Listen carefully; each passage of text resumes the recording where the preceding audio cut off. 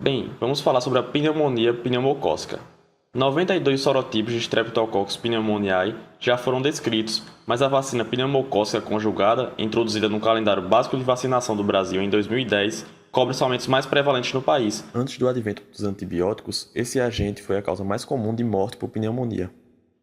O Streptococcus pneumoniae tem sido o agente mais frequentemente associado à hospitalização em todos os grupos etários. Estudos epidemiológicos têm identificado uma incidência de Streptococcus pneumoniae em adultos com idade superior a 65 anos, quase 5 vezes mais elevada do que entre os mais jovens. Tanto o alcoolismo quanto a diabetes, leucemias, esses são fatores de risco para o desenvolvimento dessa patologia.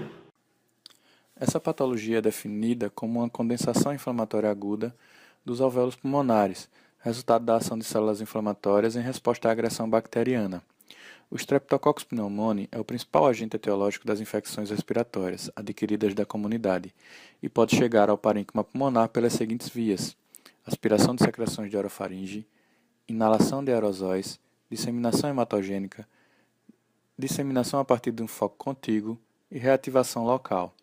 A aspiração de secreções da orofaringe permite a passagem de uma grande quantidade de micro-organismos até as vias aéreas inferiores. Os aerosóis são provenientes de secreções de animais, de outros pacientes ou de portadores saudáveis, expelidos por espirro, tosse ou fala.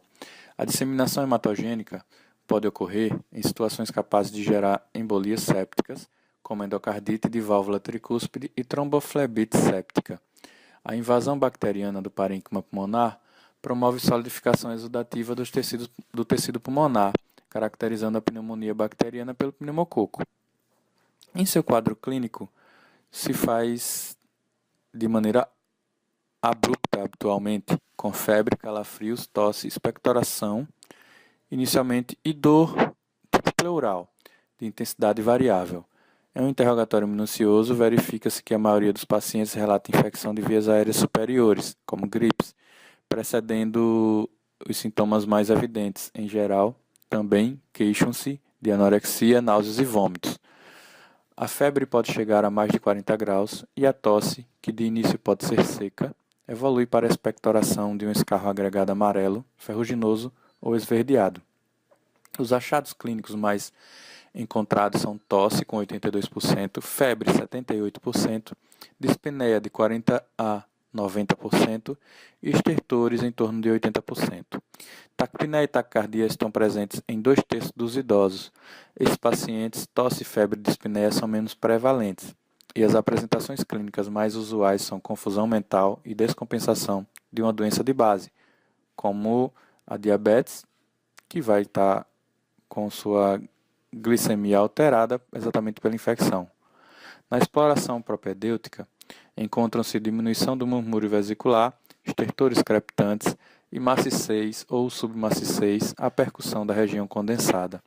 Sopro brônquico, broncofonia aumentada e pterilóquia fônica ou afônica podem ser identificadas à ausculta. Na fase de resolução, os estertores aumentam significativamente, diminuindo aos poucos à medida que o murmúrio vesicular normal vai reaparecendo.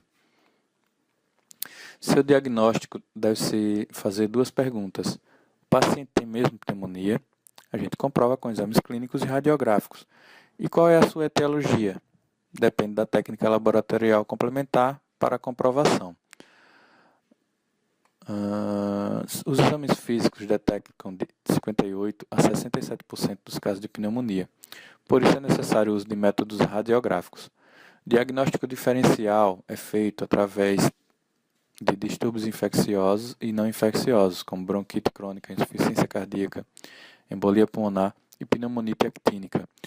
E o diagnóstico etiológico é feito exatamente porque a clínica não consegue determinar por si só a etiologia. Por isso, precisa contar com métodos laboratoriais para essa comprovação. Esses métodos são a coloração de grã em cultura de escarro. A coloração de grã confirma que a amostra é apropriada para a cultura e ajuda a identificar alguns patógenos por seus aspectos característicos da coloração. E a cultura, logicamente ela sendo apropriada, vai crescer com alguns dias e a gente vai conseguir saber exatamente qual patógeno e pode ser feito inclusive o antibiograma para já utilizar o antibiótico correto. Não se espera esses exames, já faz o tratamento empírico, mas se for necessário, se for possível, a gente realiza essa metodologia. Já a hemocultura não tem grande atuação diagnóstica, porque nas pneumonias apenas 5 a 14% apresentam resultado de cultura positivo e geralmente só para pneumococos. Existem testes de antígenos que detectam pneumococo na urina com sensibilidade de 80% e especificidade de 90%. PCR é um exame que é limitado aos estudos científicos, e a sorologia detecta os anticorpos IgM específicos. Está em desuso devido ao tempo de resultado. Sua morfologia pode seguir o padrão morfológico lobar ou de broncopneumonia. Na pneumonia lobar, em que ocorre consolidação de um lobo inteiro, o A tem nos alvéolos é substituído por exudato inflamatório. Nessa apresentação, as paredes dos alvéolos são mantidas. Se, porém, ela não for tratada, pode ocorrer uma evolução em 4 fases. A primeira é a congestão. Nessa fase, a acentuação dessa congestão dos capilares septais e também edema. Ainda possui grande número de bactérias nos alvéolos e poucos neutrófilos. Chega-se então à segunda fase, a hepatização vermelha. Ela se apresenta quando os alvéolos enchem-se de fluidos, fibrinas e bactérias. Esse nome se deve à consistência firme, parecida com a do fígado. A terceira fase é a hepatização cinzenta, que é caracterizada pelo aumento de fibrina e células inflamatórias nos alvéolos, bem como com a redução da congestão e do número de bactérias. É importante ressaltar que acontece uma degradação das fibras elásticas da matriz extracelular, em decorrência da liberação de enzimas pelas células inflamatórias, o que faz com que o parênquima fique frágil, friável. A quarta e última fase de resolução ocorre quando a quebra da fibrina e diminuição gradual do exudato, o que permite a entrada do ar nos alvéolos. Na broncopneumonia, é caracterizado pelos múltiplos focos de inflamação parenquimatosa. Esses focos podem acometer boa parte do pulmão e podem ser bilaterais. Apresentam-se com exudato purulento na luz dos alvéolos e bronquíolos com muitos neutrófilos, edema e perda estrutural da parede.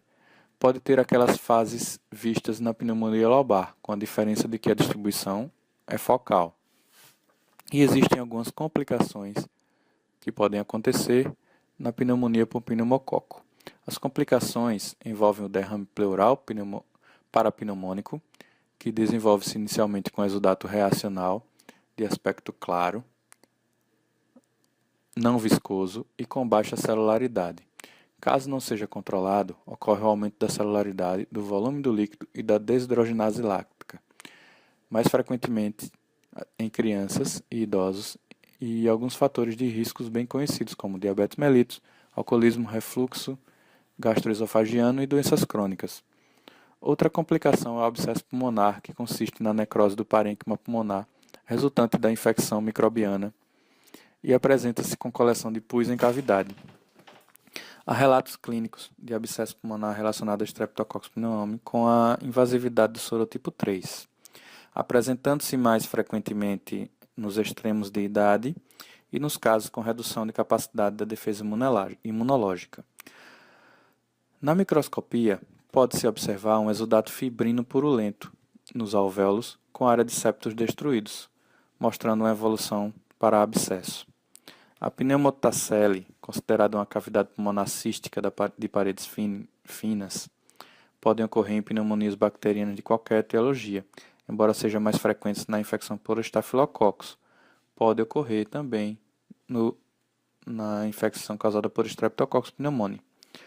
O empiema consiste na formação de pus dentro da cavidade, seja ela formada pelo abscesso ou em uma cavidade natural como a pleura. A insuficiência respiratória aguda é uma complicação causada pelo intenso dano alveolar difuso que compromete todo o processo de trocas gasosas, geralmente associada a pneumopatas crônicos, como DPOC, acometidos com pneumonia e que necessitam de tratamento na UTI. A bacteremia ocorre quando a bactéria ganha a corrente sanguínea, podendo disseminar-se por todo o organismo podendo causar endocardite, artrite e nefrite. Bem, ficamos por aqui. Essas foram as informações pertinentes, né, à pneumonia estreptocócica para um maior conhecimento de todos vocês.